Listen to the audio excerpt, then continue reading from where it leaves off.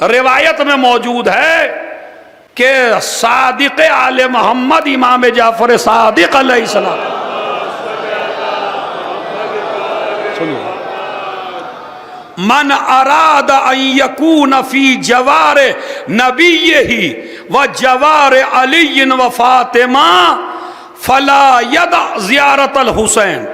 छठे इमाम फरमाते हैं, जो इंसान ये चाहता है कि वो नबी का पड़ोसी बन के रहे, अरे किसी ऐसे वैसे का नहीं, किसी मंत्री का नहीं, किसी प्रधान का नहीं, किसी गवर्नर का नहीं, जो चाहता है रसूल आजम का पड़ोसी बन के रहे या अली का पड़ोसी बन के रहे, उसे चाहिए हुसैन की ज़ियारत पे चला जाए। और जब चला जाए और ज़ियारत करके आए, ये भी सुन लीजिए खुदा की कसम, ये भी सुनिए, जब ज़ियारत के लिए आए तो इस्तकबाल ज़ुव्वार इमाम ने पता हूं क्या बताया, मेरे मौला ने फरमाया, छठे इमाम ने, जब कोई ज़ाइर करबला से ज़ियारत करके आए तो अपनी अना को तोड़ दे, अपने तकब्बुर को तोड़ दे, ये ना समझ मैं क्यों जाऊं। इमाम फरमाते हैं नहीं, इस्तकबिलू हो, जाओ उसका इस्तकबाल करो, वसल्लिमू अलैह, उसको सलाम करो, वहन्नऊ हो बेमा वहबल्लाहु लहू, और उसे मुबारकबाद दो। यानी 3 काम करो हुसैन के ज़ाहिर के साथ, इस्तकबाल के लिए आगे बढ़ो, सलाम करो, मुबारक हो आपको, आप हुसैन की ज़ियारत करके आए। और रावी ने पूछा, मौला मुझे क्या मिलेगा? इमाम ने फरमाया, फा इन्ना लकुम मिसला सवाब ही, जितना सवाब वो लेके आया है अल्लाह तुझे भी इतना ही सवाब देगा।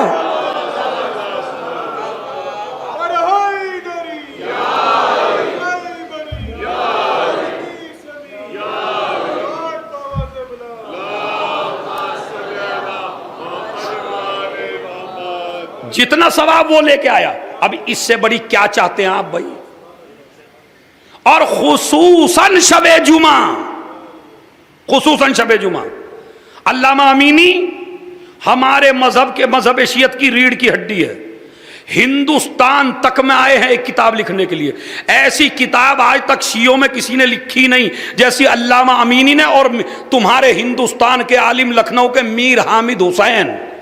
ये मीर हामिद हुसैन इतने बड़े आलिम थे कि जिनके हाथ भी बिल्कुल घिस गए थे और सीने पे इतना बड़ा निशान पड़ गया था किताब लिखते लिखते। जब भी मीर हामिद का नाम आता था खुमैनी साहब उठ जाते थे, आयतुल्लाह खुई उठ जाते थे कि इतना बड़ा कोई आलिम ही पैदा नहीं हुआ जितना बड़ा आलिम हिंदुस्तान में मीर हामिद हुसैन है। एक एक हदीस के 200 हवाले सुन्नी किताब से अली की विलायत पर। और ये अल्लामा अमीनी, इन्होंने कहा कि जब वो किताब लिख रहे थे मीर हामिद तो कोई आइडियल मौजूद नहीं था, मैं किताब लिख रहा हूं तो मेरे सामने मीर हामिद आइडियल है। अब कातुल अनवार जरा सर्च तो करिए, ऐसी किताब है ही नहीं दुनिया में। इस किताब के नाम पे उठ जाते हैं मुज्तहिदीन इराक के, हमें ही तो कदर नहीं है अपने उलमा की। और ये अल्लामा अमीनी लखनऊ भी आके रहे लाइब्रेरी में, अली की विलायत पे लिखी किताब, अरे किताब का नाम बोल दूं तो तुम्हें मजा आ जाएगा, किताब का नाम है अल गदीर, सारी दलीलें अली की विलायत पर। और बड़े बड़े मुनाजरे किए उलमाए अहले सुन्नत से, सारा सुन्नी किताबों से लिखा अल गदीर। उन्होंने इतनी बड़ी किताब लिखी, मर गए। मरे तो बेटे ने दुआ की, परवरदिगार मुझे ये तो पता चले मेरे अब्बा को क्या मिला वहां, इतना दीन का काम किया, इतना काम किया दीन का। 4 महीने बाद अल्लामा अमीनी ख्वाब में आए बेटे के, बाबा अब जो देखा ऐसे जैसे कोई बादशाह हो, इतनी बेहतरीन ड्रेस, इतना बेहतरीन लिबास, सर पे ताज, जैसे कोई बादशाह हो आ रहा। का किसा का बहुत अच्छे हालात में। बाबा तुम्हें ये शरफ किस वजह से मिला? वो जो किताब लिखी थी उसकी वजह से, या जो वो जो लाइब्रेरी बनाई थी लोगों की किताबें पढ़ने के लिए उसकी वजह से? कहने लगे दोनों की वजह से कुछ नहीं मिला अभी तक। अल्लाह ने कहा इसका बाद में देंगे। कहा ये बादशाह कैसे बनाया? खाली हर शबे जुमा हुसैन को सलाम किया करता था। एक सलावत भेजे मोहम्मद और आले मोहम्मद।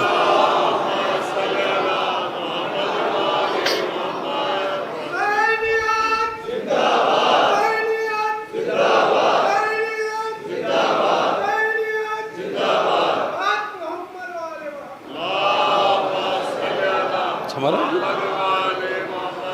कहते हैं अल्लामा अमीनी, अभी मुझे मेरे अमल का सवाब नहीं मिला, अभी तो फरिश्तों ने कहा उनका तो बाद में हिसाब किताब होगा, पहले तो तू जो हर जुमेरात को हुसैन को सलाम करता था, ये उसका सलाम, उसका अज्र है, ये उसका है। भूलिए नहीं ज़ियारत वारिसा, कहीं भी रहो रोज पढ़ो, रोज। खुदा की कसम तुम्हारी जॉब, तुम्हारी परेशानी, तुम्हारी सारी परेशानियां दूर होंगी अगर हुसैन को आप रोज सलाम करेंगे। तो लिहाजा ये तो मुझे अज्र उसका मिला है। और खुद फरमाया, इमाम हुसैन को गोद में लिए बैठे रसूल आजम, और जिब्राइल ने करबला का पूरा वाकया बताया, और रसूल उस करबला के वाकये पे रोने लगे। एक मर्तबा पूछा, ये तो बताओ जो मेरे इस लाल की जियारत करेगा उसे कितना सवाब दोगे? तो एक मर्तबा जिब्राइल ने कहा, अल्फ हज, अल्फ उम्रा, अल्फ जिहाद। एक जियारत हुसैन का सवाब 1000 हज के बराबर, 1000 जिहाद के बराबर, 1000 उम्रे के बराबर। अब अपने हाथों की ताकत को समेट लीजिए जो जुमला आ रहा है। नबी ने कहा 1000 हज, 1000 उम्रे, 1000 जिहाद। कहा सारे हज नहीं, कुल्लुहा माक, ऐसे 1000 हज जो तुम्हारे साथ किए हो।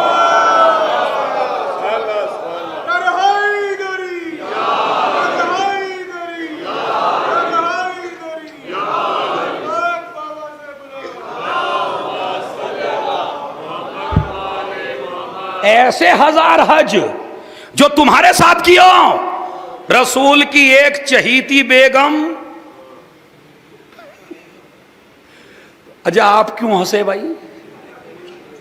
है? अरे भाई बेगम को तो शौहर चाहता ही है।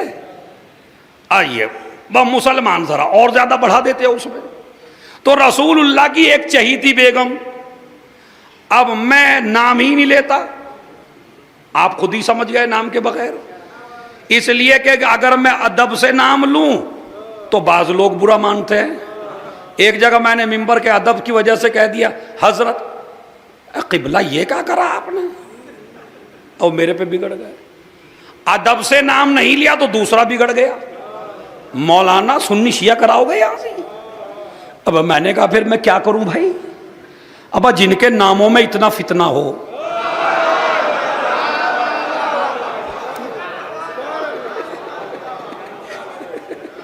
सलावत पढ़ते हैं मोहम्मद। तो मैं अपने दोनों ग्रुप को खुश कर देता हूं। रसूलुल्लाह की एक बेगम वो बराबर में बैठी हैं, हुसैन गोद में है, हुसैन गोद में है, और हुसैन को प्यार कर रहे हैं, बोसे दे रहे हैं, ज़बान मुबारक चुसा रहे हैं, और इतना एहतराम। उन्होंने कहा क्या या रसूलल्लाह आप हुसैन को बहुत ज्यादा चाहते हैं? उन्होंने करबला का वाक़या सुना के कहा हाँ बहुत ज़्यादा चाहता हूँ, और जो इसकी शहादत के बाद इसकी कब्र की ज़ियारत करेगा उसे एक हज का सवाब।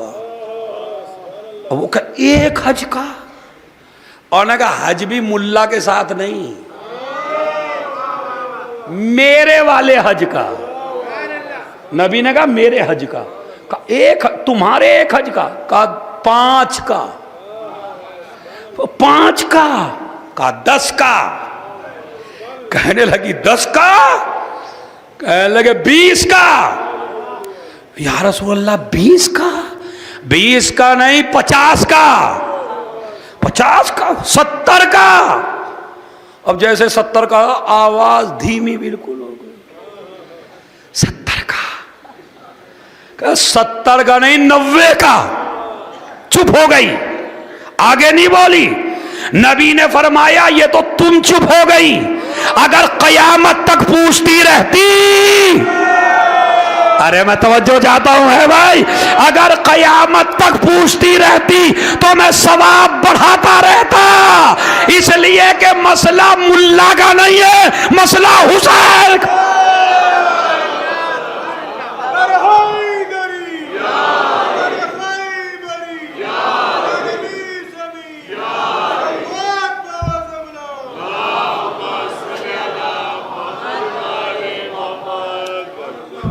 अब अपने एक मौलाना थे, बहुत बड़े मौलाना थे, नाम नहीं बताऊंगा तुम्हें मैं, नाम यूं नहीं बताऊंगा कभी कोई गलियाना शुरू कर दे। बहुत बड़े आलिम थे, वाकयान आलिम थे, और अहले बैत के चहीते आलिम थे। बस इतना इशारा दे रहा हूं मैं। अब इसके बावजूद भी बुरा ना कहिएगा, बहुत बड़े आलिम थे। अगर वो थोड़ा सा शक ना करते तो हमें फजीलत कैसे जाहिर होती। वो कहने लगे मैंने जब रिवायत ये वाली पढ़ी कि जो भी जियारत के हुसैन को जाए 90 हज का सवाब, वो भी रसूल के 90 हज, ये कैसे हो सकता है, ये कैसे हो सकता है, समझ में नहीं आ रहा। कहने लगे 40 दिन इमाम से इस्तगासा करता हूं, इमाम से पूछूंगा ये मसला क्या। मस्जिद कूफा में गए, 40 दिन तक अमल किया, इमाम से मुलाकात ना हुई। मायूस आ रहे थे, रास्ते में एक घोड़े सवार मिला। अच्छा, इमाम की मुलाकात जब से किसी से भी होती है तो इमाम उसके जहन पे ऐसा कंट्रोल करते हैं कि वो सारी बातें सोचता है, ये नहीं सोचता मेरे सामने इमाम है। कंट्रोल होता है ना उन्हें, मतलब आप सारी बातें सोच रहे, बिल्कुल तुम्हारी अक्ल तुम्हारे साथ है, मगर माइंड में ये नहीं आएगा यार ये है कौन। इमाम कंट्रोल कर लेते जहन पे। अब उन्होंने कहा हाँ अल्लामा साहब क्या बात है, क्यों परेशान हो। अब कहते हैं मैंने कुछ मसले पूछे, और उस आने वाले ने सारे मसले, मैं सोचा इससे बड़ा कोई आलिम दुनिया में नहीं है, मगर फिर भी नहीं जहन में आया ये इमाम है। लेकिन इमाम का कंट्रोल है ना, जब हम चाहेंगे तब पहचानोगे। खुदा की कसम क्या फजाइल हैं, जब हम चाहेंगे तब पहचान। चुप बिल्कुल। कहने लगे ये मसला का जवाब, ये मसला, ये जवाब, ये मसला। मैंने मुश्किल सारे मसले बोले, जवाब दे दिए मिनटों में। मैं समझ रहा था कोई नहीं है तो जल्दी से लोगे, अब भी माइंड में नहीं आता इमाम है। कहने लगे एक मसला और है जिसमें तुम उलझे हुए हो, अब भी नहीं समझ में आ रहा। तो इमाम ने कंट्रोल कर रखा है ना भाई। कहने लगे हाँ एक मसला और है, जियारत इमाम हुसैन का, कि एक जियारत का सवाब जो है वो 90 हज के बराबर है। अब इमाम ने कहा तुमको शक क्यों है। का शक यह है कि हज बहुत बड़ी इबादत है, और कहाँ रसूल के 90 हज, और कहाँ एक मोमिन जियारत हुसैन करने गया, जरी चूमी कब्र चूमी और आ गया, ना कोई तकलीफ ना कोई प्रॉब्लम ना कोई परेशानी, और आप जो हैं इतना सवाब। उन्होंने कहा अच्छा एक बात बताओ हमें। का क्या। का तुमने एक हिकायत सुनी। का कौन सी हिकायत। का एक बादशाह था, वो बादशाह अपने मुल्क से निकला शिकार के लिए, जंगल में पहुंचा, शिकार का पीछा किया, बड़ी दूर तक गया। दूर तक जाते जाते फौज अलग रह गई, सरदार और बादशाह अलग रह गया। ना फौज को सरदार का पता, ना सरदार को फौज को पता, बादशाह को पता ही नहीं। शिकार भी हाथ से निकल गया, जंगल में भटकता भटकता फिर रहा है, भूखा प्यासा, न खाने को न पीने को, थक के बैठ गया। देखा तो एक ज़ईफ़ा की झोपड़ी है, वो ज़ईफ़ा के पास गया, मुझे थोड़ा सा पानी पिला दो। उनने पानी पिलाया। मैं भूखा भी हूँ। कहा मेरे पास तो खिलाने के लिए कुछ भी नहीं है, लेकिन तुम ज्यादा भूखे लगते हो, एक बकरी है जिस पे मैं जिंदगी बसर करती हूं, आप इस बकरी को ज़बह कर लीजिए, भून के खा लीजिए, इसके अलावा तो कोई मेरे पास है नहीं। मैं भी इसी पे जिंदगी गुजारती हूँ, दूध पीती हूँ इसका, और इसकी खिदमत करती हूँ, और कुछ हासिल करती हूँ और खा लेती हूँ। बकरी को ज़बह किया, काट के खिला दिया। रास्ता किधर को है, फिर उसने रास्ता बताया, इधर से चले जाइए। बादशाह अपनी ममलकत में आ गया, कह के आया अगर आपको कभी कोई ज़रूरत हो तो आप हमारे पास आइएगा, हम आपको देंगे अपनी हैसियत से। अब वो चला गया। बुढ़िया को ज़रूरत महसूस हुई, बुढ़िया उस बादशाह के यहाँ गई। अब ये बता कि बादशाह को क्या देना चाहिए इस बुढ़िया को। एक बकरी के बदले में 10। का 10 की कोई हैसियत नहीं। का 1000 बकरियां, का 1000 की भी कोई हैसियत नहीं। का 15,000 बकरियां। अब ये बताइए एक बकरी ज्यादा या 15,000 बकरियां।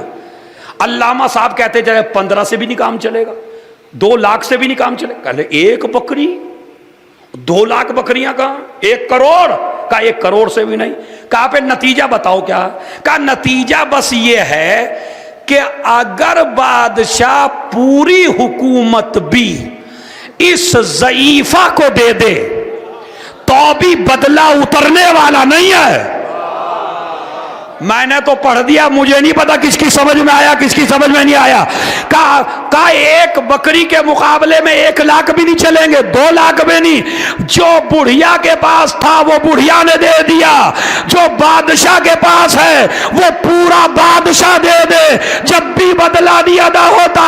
कहा फिर तेरी समझ में रिवायत क्यों नहीं आती? बता हुसैन ने अल्लाह को क्या नहीं दिया?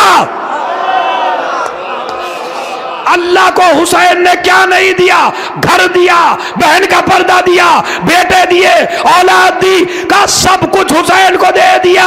तो अब अल्लाह को भी सब कुछ हुसैन को।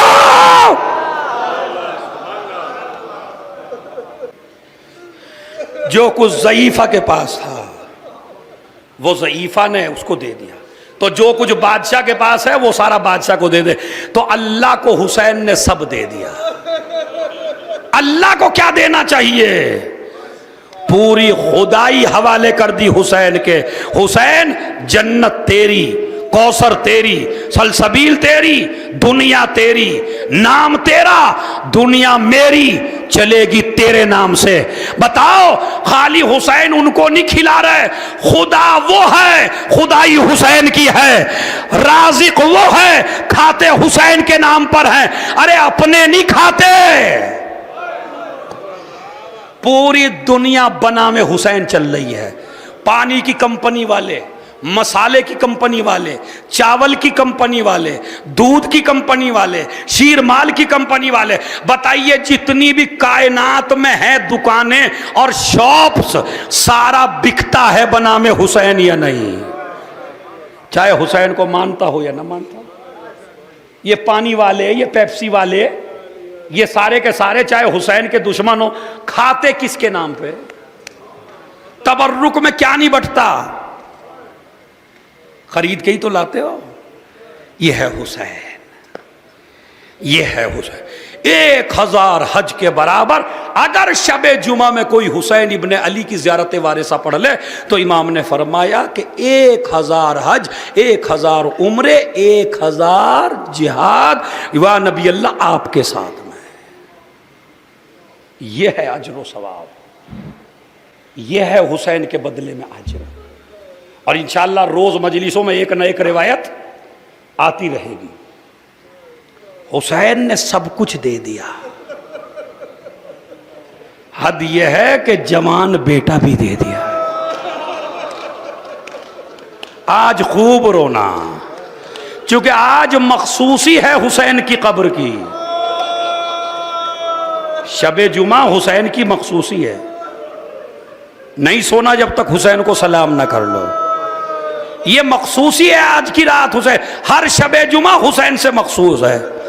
अंबिया की सफ़े आती हैं, मलाइका की आती हैं, जिन्नात की आती हैं, इंसानों की आती हैं, फरिश्ते आते हैं अर्श से हर शबे जुमा हुसैन की ज़ियारत के लिए। और शबे जुमा में जब हुसैन की कब्र पे जाओ तो उसके अकबर को ज़रूर याद करना है। कौन? अली अकबर, जिसको भेजते वक्त हुसैन ने कहा था परवरदिगार अब मैं उसे भेज रहा हूं जो तेरे नबी जैसा है।